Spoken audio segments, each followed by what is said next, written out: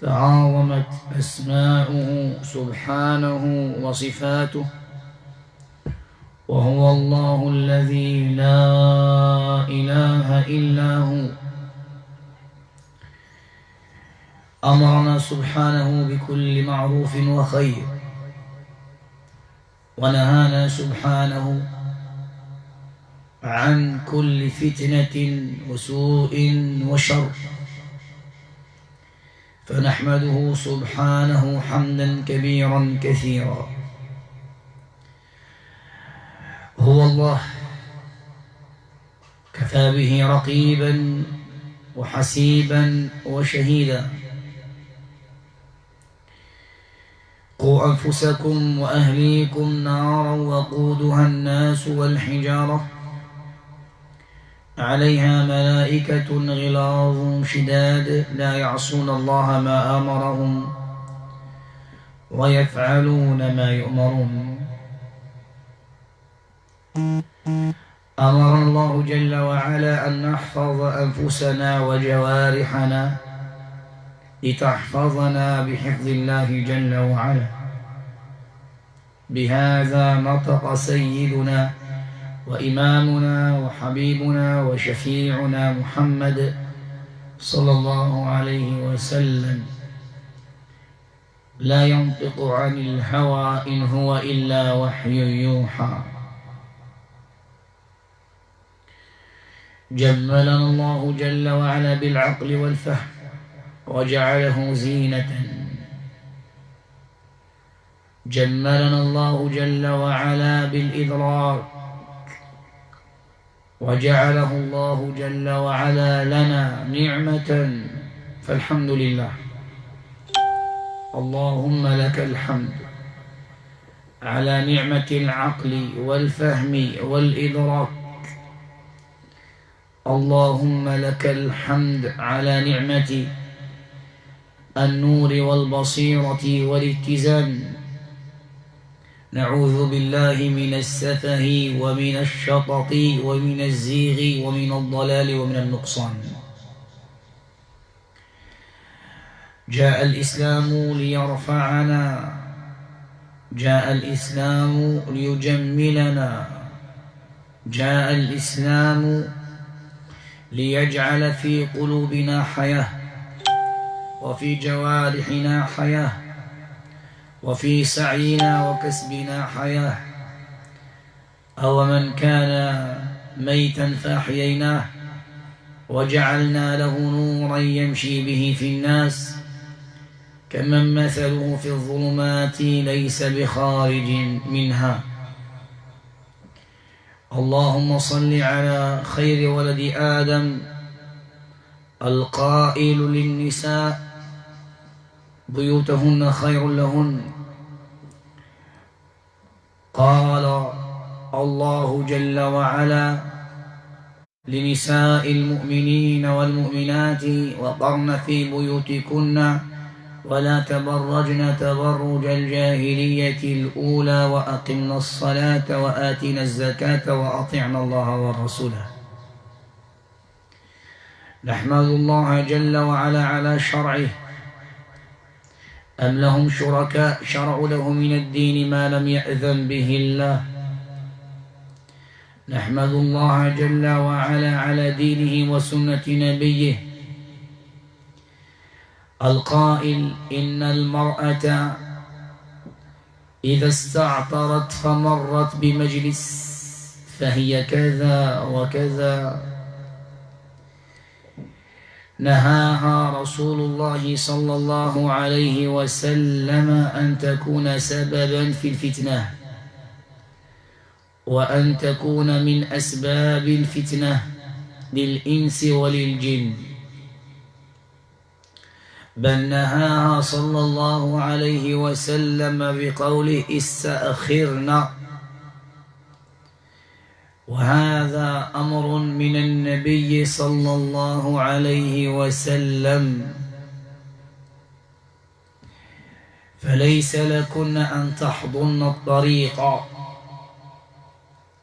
بين صلى الله عليه وسلم أن حتى في السير والمشي والطرقات والممرات إن احتجن إليها وسعين فيها أن يكن في جانب الطريق وفي جنبات الطرقات، حتى بين سلفنا وأئمتنا أن نساء المؤمنين والمؤمنات كنا يمشين ملتصقات بالحيطان والجدران، وهذا يدل دلالة على ابتعادهن عن أسباب الفتنة وعن مواطن الفتن، حتى في أمر العبادة خير صفوف الرجال أولها وشرها آخرها، وخير صفوف النساء آخرها وشرها أولها، فكلما ابتعدت عن الرجال كانت في رحمة وخير وسعة بفضل الله جل وعلا. أمر الله جل وعلا المؤمنات الكمل الطيبات القانتات الصالحات، قال الله عز وجل: وليضربن بخمرهن على جيوبهن. ونهى رسول الله وحذر وحرم ربنا ونبينا صلى الله عليه وسلم أن يكن كاسيات عاريات، كاسيات عاريات مميلات مائلات، لا يدخلن الجنة ولا يجدن ريحها. فاتقوا الله جل وعلا معشر الإنس والجن، واتقوا فتنة لا تصيبن الذين ظلموا منكم خاصة، واعلموا أن الله شديد العقاب. واعلموا أن الله شديد العقاب. قال رسول الله صلى الله عليه وسلم: إن المرأة تقبل في صورة الشيطان وتدبر في صورة الشيطان. هذا حديث عند مسلم وعند غيره. فحذر النبي صلى الله عليه وسلم من الفتنة ومن فتنة النساء خاصة، فالشيطان جعلها زادا وسلاحا وعتادا يهشم ويحطم ويدمر به قلوبا وأفئدة ودينا وعبادة واستقامة. فعلى المؤمن أن يكون على حذر. المرأة عورة، فإذا خرجت استشرفها الشيطان. المرأة عورة، وهذا قول النبي صلى الله عليه وسلم وهو المبعوث بالرحمة، جاء بالخير والنور والسلم والسعة والرحمة. فبين صلى الله عليه وسلم أن المرأة عورة، أن المرأة لا بد أن تحتاط في قولها، في نظرها، في سيرها، في مشيها، في طيبها، في رائحتها، أن تحتاط في خطواتها، في مكانها، فهي عورة. والشيطان يستشرفها فيجعلها سلاحا يصوبه ضد المؤمنين والمسلمين، فعليها أن لا تكون بيده حتى لا توقع الفتنة في قلوب الرجال.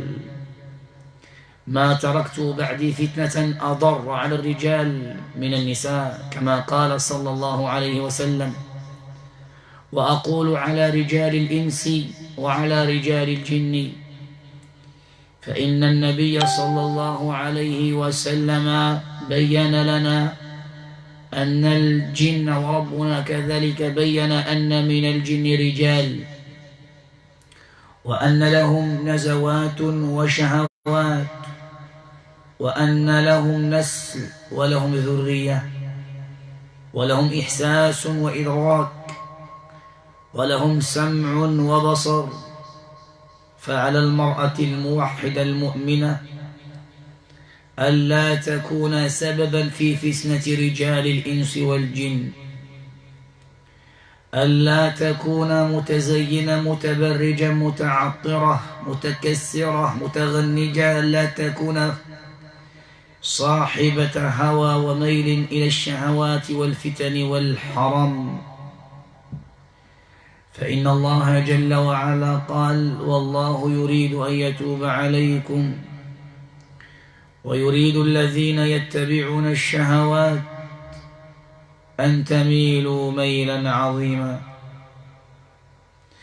فإن رائحتها إذا خرجت تطيب لها النفوس وتحرك النفوس،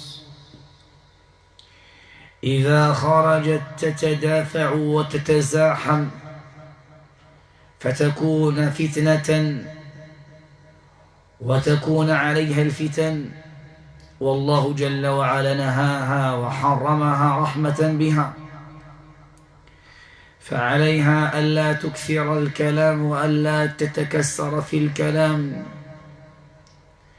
وألا تمازح وألا تضاحك في كل مكان، وألا يرى منها ساعد ولا ذراع ولا حلي، وأن تستر قدما وكعبا، وأن تكون بإذن الله جل وعلا متسترة. قال الله: فيطمع الذي في قلبه مرض من الإنس والجن، يطمع الذي في قلبه مرض.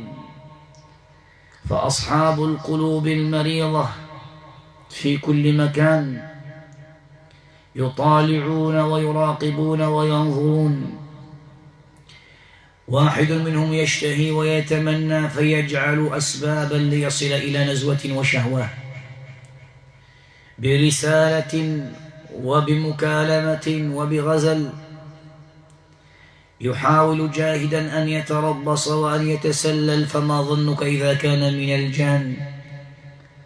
لا توقفه الجدران ولا الحيطان، فيكون في اليقظة وفي المنام فيعتدي كيف شاء، يراقب في استحمام كيف شاء، في زينة كيف شاء، فيتملك الهوى والشهوة لأنه رأى داعيا يدعوه إليها ويقويه داخلها.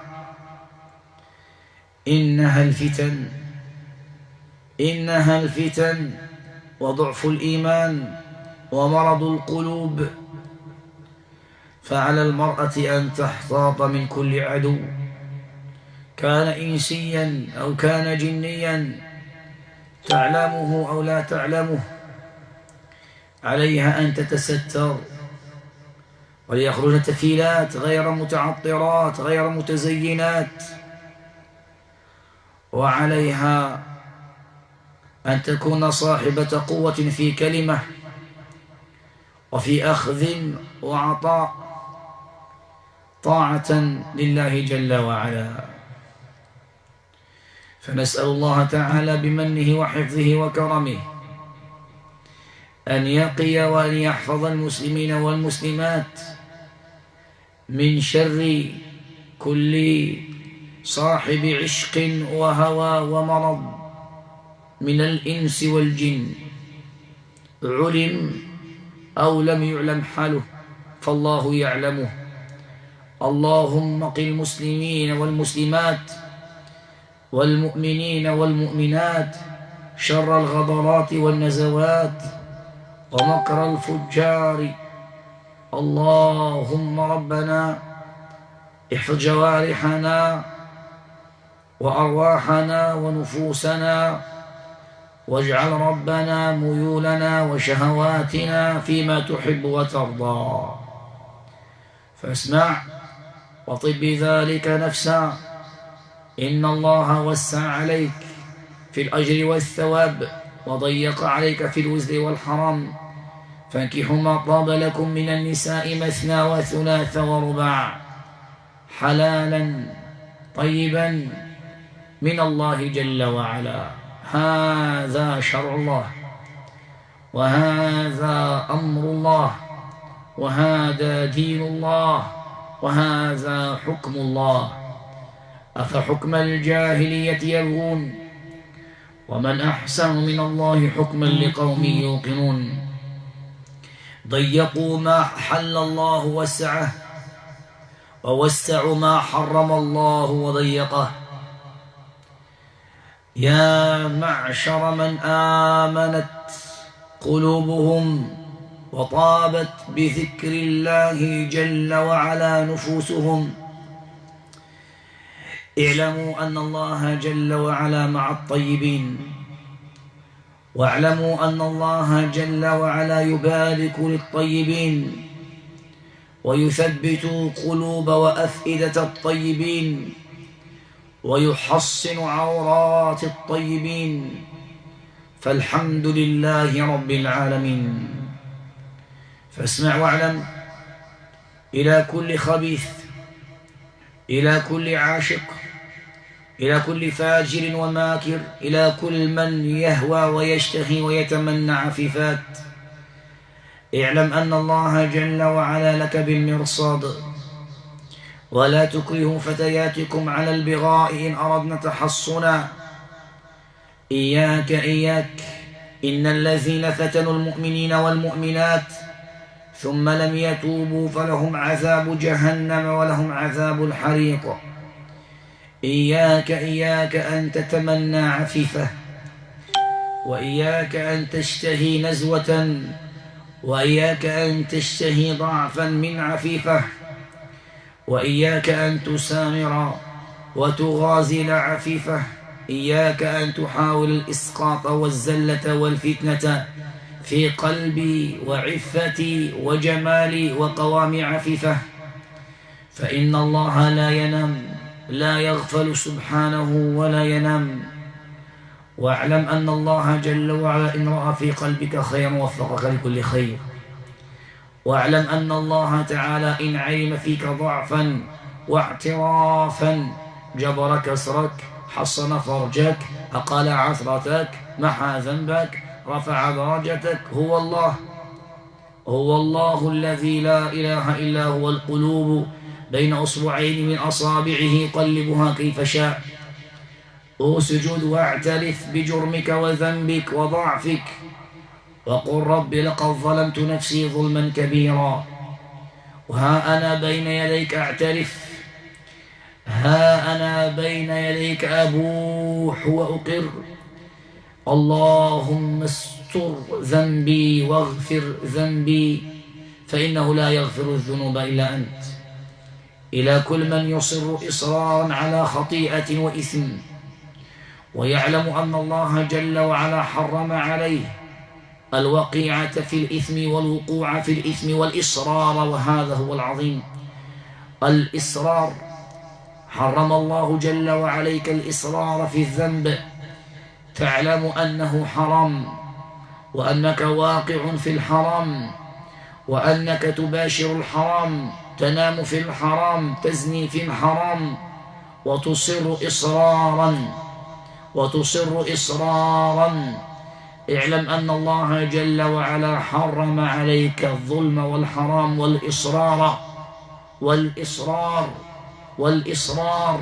انتبه، فأنت تصر على هذا الحرام، تصر عليه إصرارا، أنت تلح، وأنت تجعل السبل، وأنت تكافح تناضل، وأنت تقاتل من أجل أن تبقى في الحرام. هذا إصرار. ما تمعر وجهك، ما تحرك قلبك، ما ارتعدت فرائسك، ما دمعت عينك، هذا إصرار. تناسيت ذنبه، تناسيت جرمه وعقوبته بين يدي الله جل وعلا. أخذتك النزوة والشهوة، ذهبت لذاتها وشهواتها، وبقيت عليك حسراتها وتبعاتها، وتسأل عند الله جل وعلا أتنفعك، أتنجيك، أتنقذك. هي الشهوات الفانية والشهوات الزائلة. ما حرم الله علينا الشهوات، لكن حرمها علينا في الحرام فافهم، لكن حرمها علينا في الحرام فاعقل. قال النبي صلى الله عليه وسلم: وفي بضع أحدكم صدقة. نعم، إذا أتى الرجل زوجه كان له بذلك أجر، لكن إن وضعها في حرام كان عليه الوزر. فاعقل، فاختر لك حلالا، فاختر لك دفئا حلالا، وبيتا حلالا، وفراشا حلالا، حتى تنعم وتغنم من الله جل وعلا أجرا وثوابا. أما أنت قابع في فساد، وقابع في زنا، وقابع في خطيئة، فهذا يباعدك عن الله عز وجل ويورثك الذلة والسواد والمحق والغضب والفقر، ويورثك والعياذ بالله الهموم والأحزان والضيق، وأنت ترى نفسك فيه ولا تعلم. نعم، ومن أعرض عن ذكري فإن له معيشة ضنكا ونحشره يوم القيامة أعمى. قال: رب لم حشرتني أعمى وقد كنت بصيرا. قال: كذلك أتتك آياتنا فنسيتها وكذلك اليوم تنسى. اعلم قول الله: نسوا الله فنسيهم، فلما أزاغوا أزاغ الله قلوبهم. اعلم قول الله: ومن يؤمن بالله يهدي قلبه ويزيد الله الذين اهتدوا هدى. فالزم واعلم أنك إذا آمنت بالله ساق الله لك الحلال وجعل فيه الخير والبركة، وجعل فيه اللذة والمتعة. فكم من محروم حرم لذة الحلال بإصراره على الحرام، وكم من محروم حرم بركة الحلال بإصراره على أكل الحرام، وكم من محروم حرم بيتا وزوجا وذرية لأنه قابع في المعاكسة والمشاكسة، وقابع في الغزل، وقابع في الفرش الحرام والوطء الحرام والعياذ بالله. اعلم أن الله جل وعلا إن الله تعالى يستجيب لكل عفيف، ويستجيب الله جل وعلا لكل طيب، ويستجيب الله جل وعلا لكل من تنحى عن نظره وعن زله وعن سقطه. فما ظنك بفراش حرام؟ والله تعالى يقيل العثرة فلا تصر إصرارا. إياك والإصرار ولم يصروا على ما فعلوا وهم يعلمون. تب إلى الله، لا يزني الزاني حين يزني وهو مؤمن.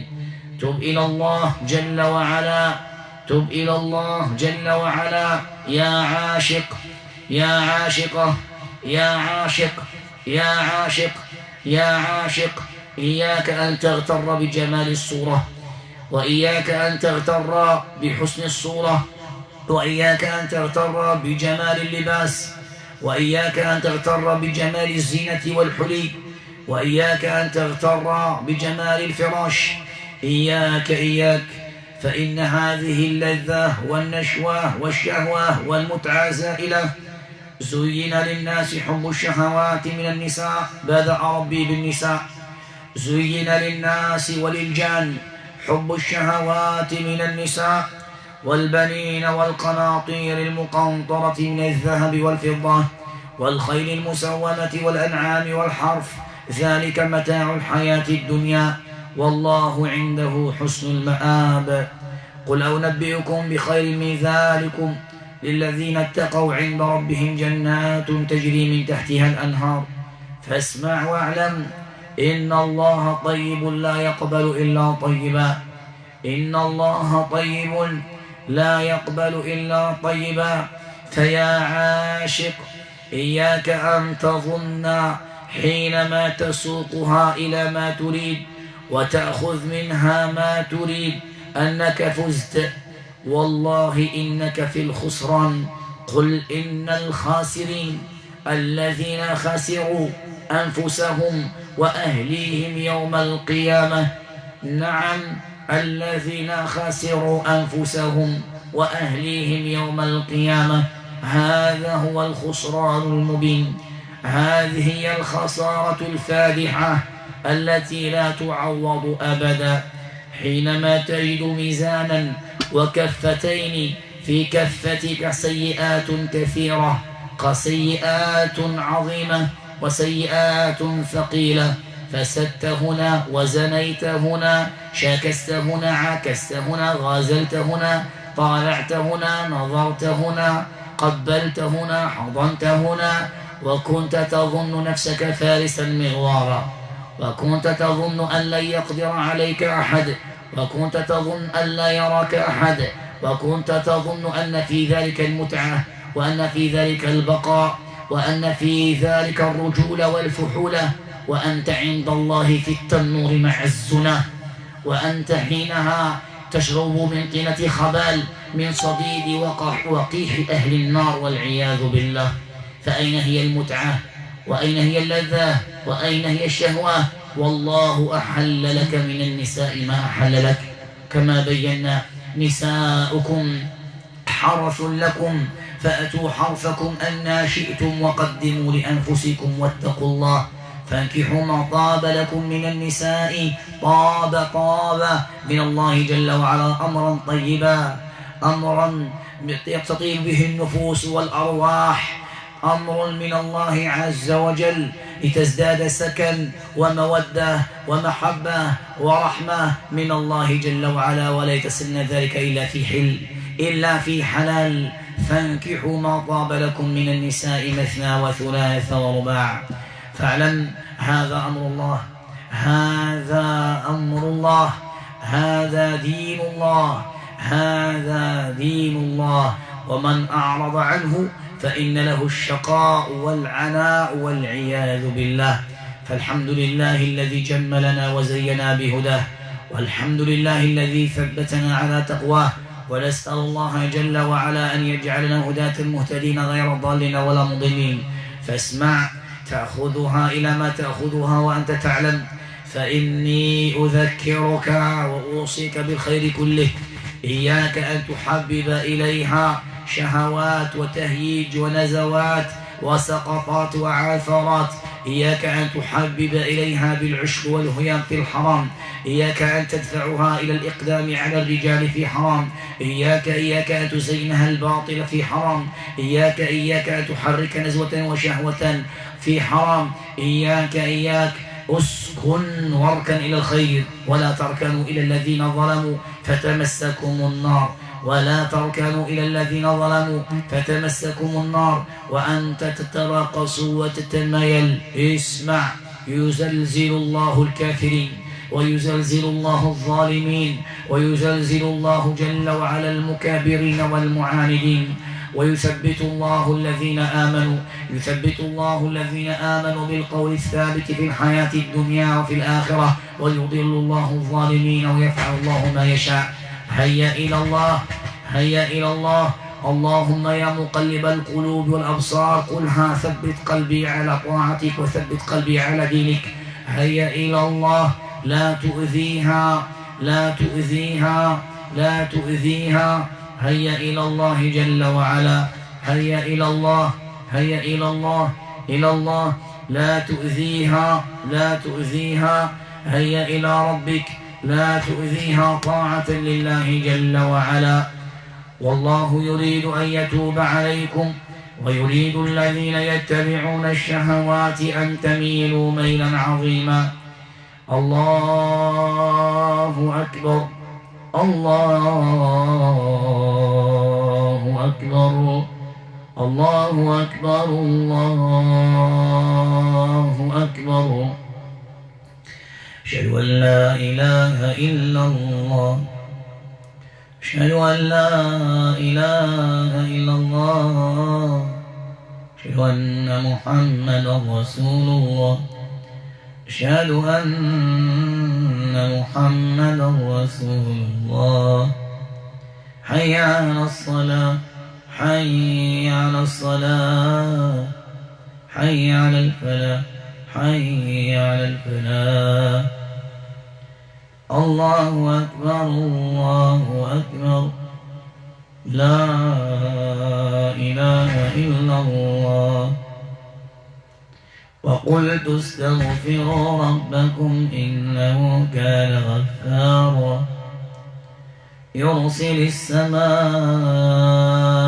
عليكم مدرارا يرسل السماء عليكم مدرارا ويمددكم بأموال وبنين ويجعل لكم جنات ويجعل لكم أنهارا ما لكم لا ترجون لله وقارا ما لكم لا ترجون لله وقارا وقد خلقكم أطوارا لا إله إلا الله لا إله إلا الله وراودته التي هو في بيتها عن نفسه وراودته التي هو في بيتها عن نفسه وراودته التي هو في بيتها عن نفسه وغلقت الأبواب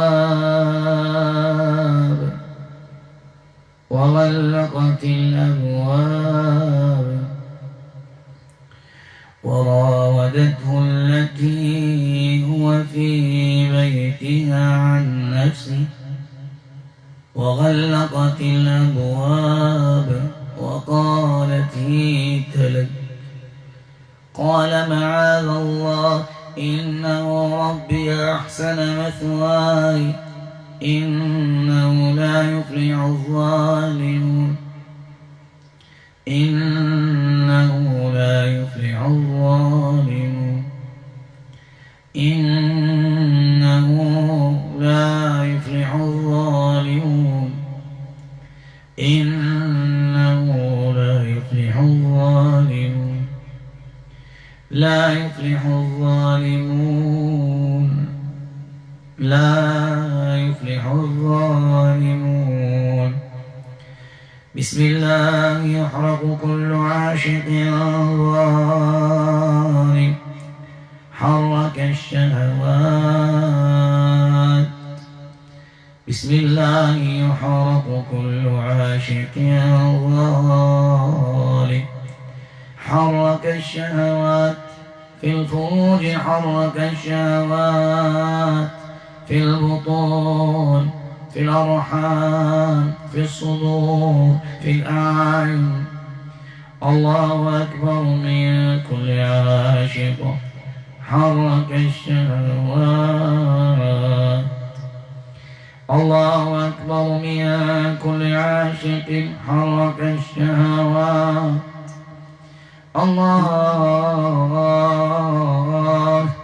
الله أكبر من كل عاشق حرك الشهوات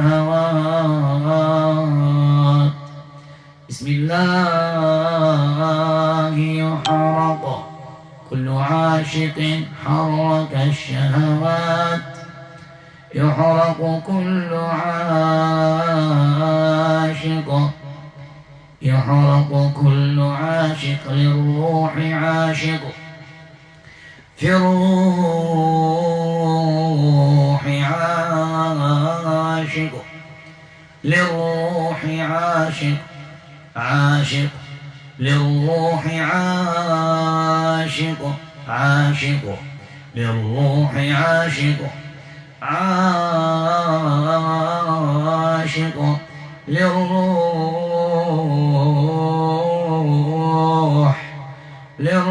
عاشق عاشق للروح عاشق عاشق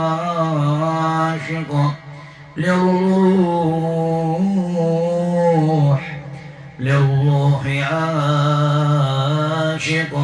عاشق للشهوات عاشق عاشق للشهوات عاشق عاشق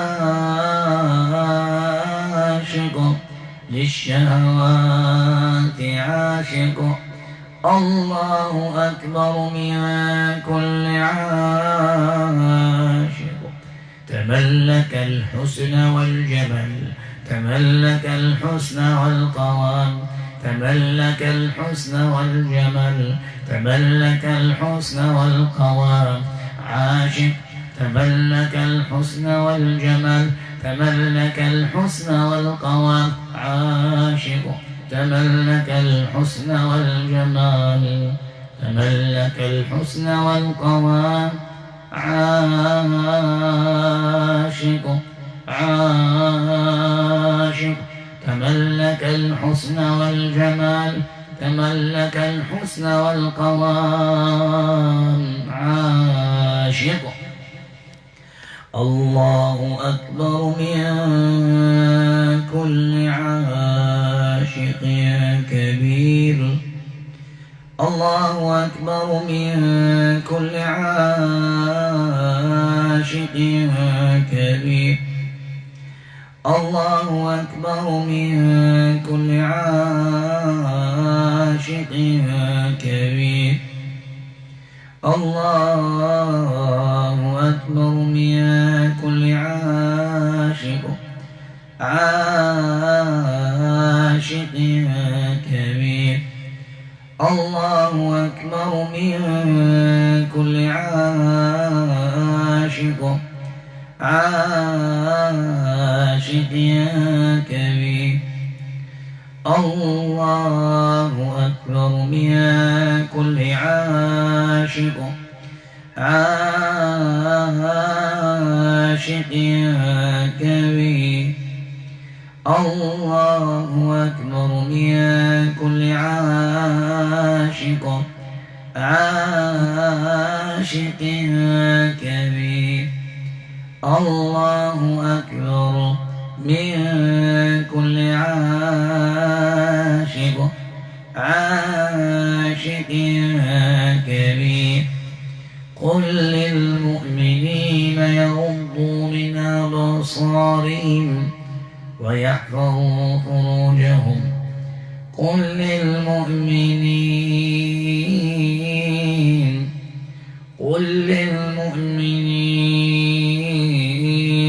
يغضوا من أبصارهم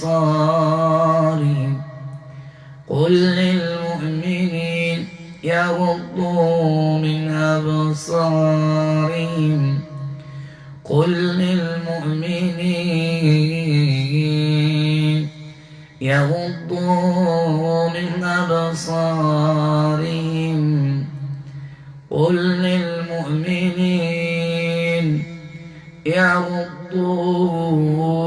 يغضوا من أبصارهم ويحفظوا فروجهم قل للمؤمنين يغضوا من أبصارهم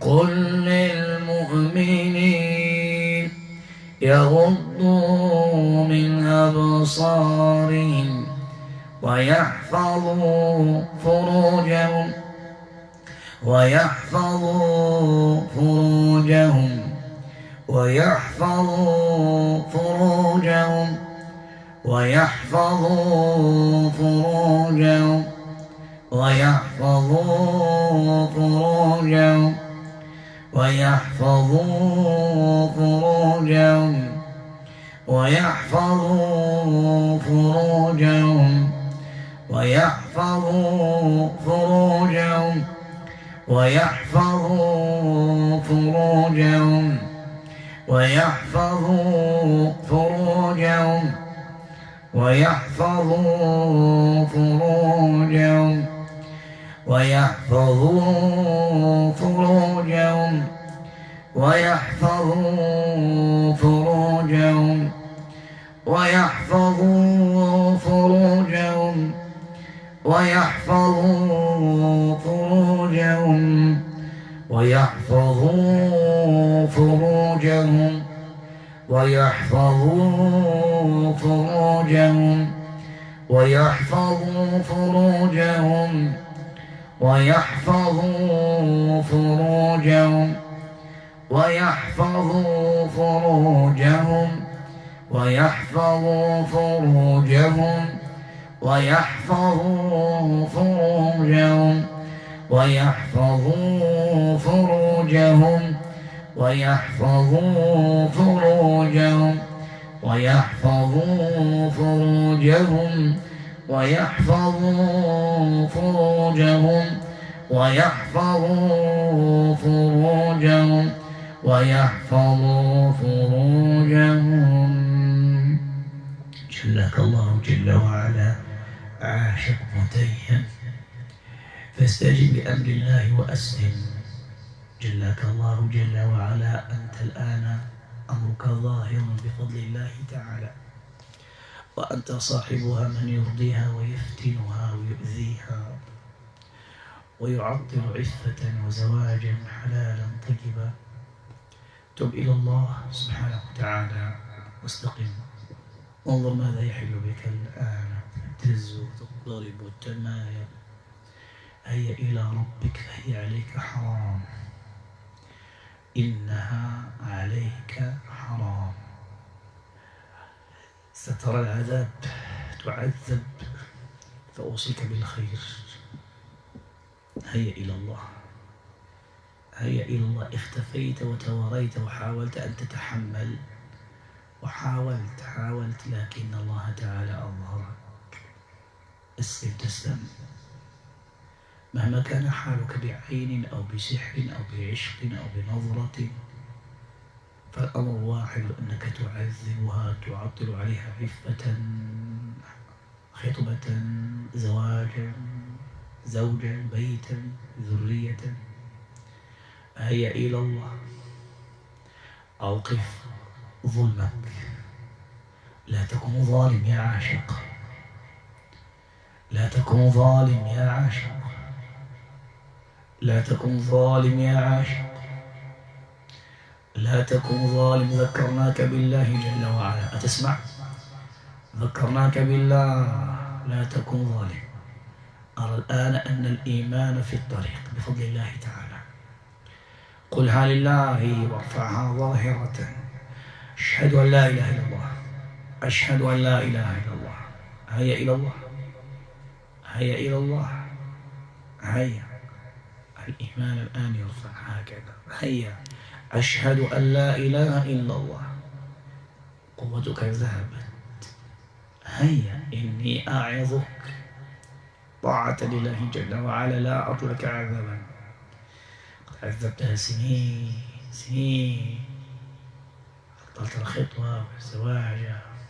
هيا إلى الله، هيا إلى الله. قلها لله. أستغفر الله الذي لا إله إلا هو الحي القيوم وأتوب إليه. قلها لله. قل لقد أذنبت في حقها، لقد ظلمتها، آذيتها. قلها لله جل وعلا. هيا إلى الله، هيا. استقم يغفر لك. أسأل الله تعالى أن يوفقنا وإياك. أنت تستجيب الآن والظاهر ترفع ثم سأطير. ما قدرش ترفع رأسك منذ بدأنا، تطأطئ الرأس والتمايل. خلاص أمرك واضح جلي، ونواصل السير بإذن المولى الكريم جل وعلا.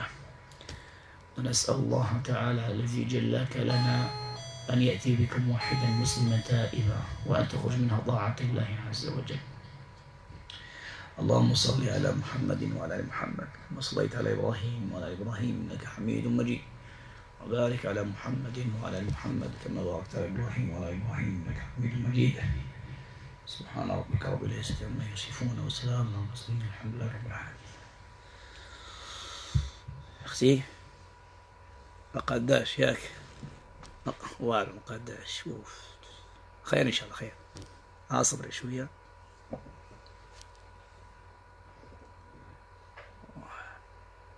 ما قداش، باقي طالع. نسأل الله أن يهديه. الأمور وضحت صافي، بين الأمر. هو صاحب الفتن كامل اللي عندك في حياتك. والو ما قعداش، غير صبري ماشي مشكل.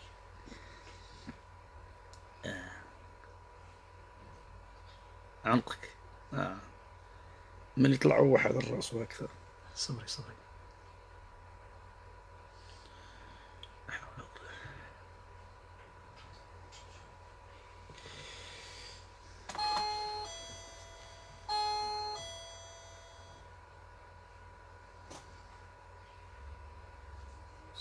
تسنى نقول لك شنو البرنامج.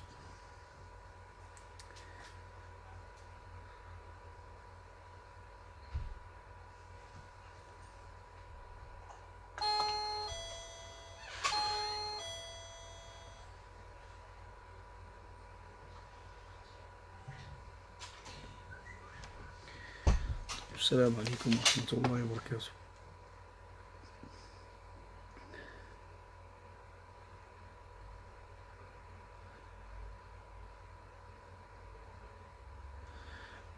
إخواني وأخواتي، أنصح الأخوات بالنسبة للأخوات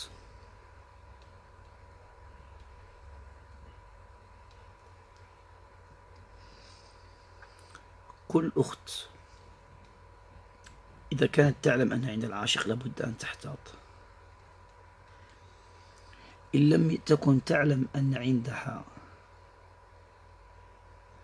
عندها عاشق، فهناك أمور تخبط في كثير من الأخوات ومن النساء وتكون من أسباب العاشق. مثلا يجعلها متيمة وفي علاقة حرام مع فرد، مع رجل مثلا، وتعلم أن هذا الرجل يستغلها مثلا جنسيا، وهي تهواه وتشتهيه وتتمنى.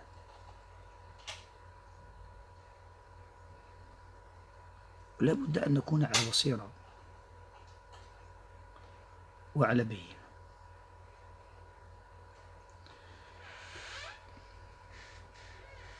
خاصة إذا علم أنها مريضة، لا بد أن تحتاط، لأن هذا العاشق يحجب عنها الحلال ويوقعها في الزلة وفي الحرام، هو يريد أن تكون في الحرام وييسر أمر الحرام، ييسره. لما؟ لأن فيه زاد وقوة، لكن في الحلال لا يريد.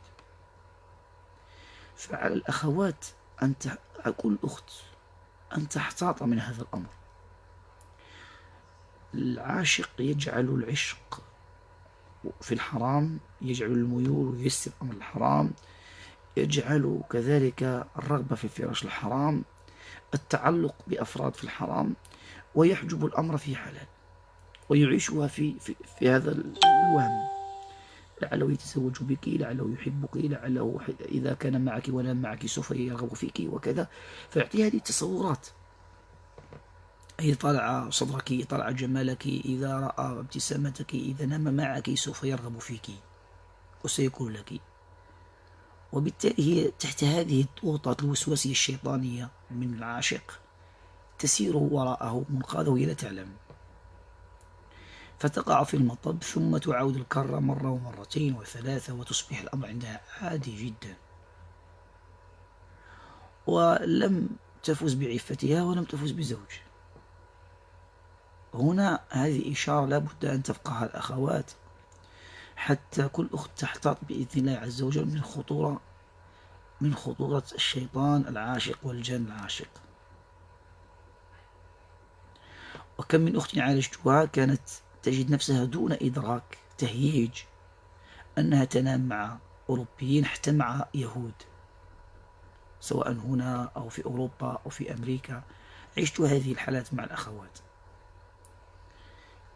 أو أحيانا تصبح العاشقة هي في امرأة مثلا، أخت فيها جنية عاشقة، والعاشقة تعشق مثلا اليهود، فتذهب بها إلى اليهود، أو تعشق فلان تذهب بها إلى فلان، دون إدراك من هذه السيدة أو وعي، أو بإدراك لكن بتهييج يغلب عليها وهو من الجن والشيطان. هذه كل حالات عشتها مع الناس. إذن الواقع أن الشياطين والجان العاشق أو خادم التهييج، سواء كانوا ذكور أو إناث، رجال أو نساء، يعني من الجن والشياطين في الأبدان، يقودون الأفكار والعقول والجوارح والأبدان إلى الوقوع في الحرام، وهذه مصائب. وقد يقع حتى الرجل المستقيم بالسحر، تحت ضغوط السحر وإكراه السحر ووسوسة السحر أو الجن والشياطين.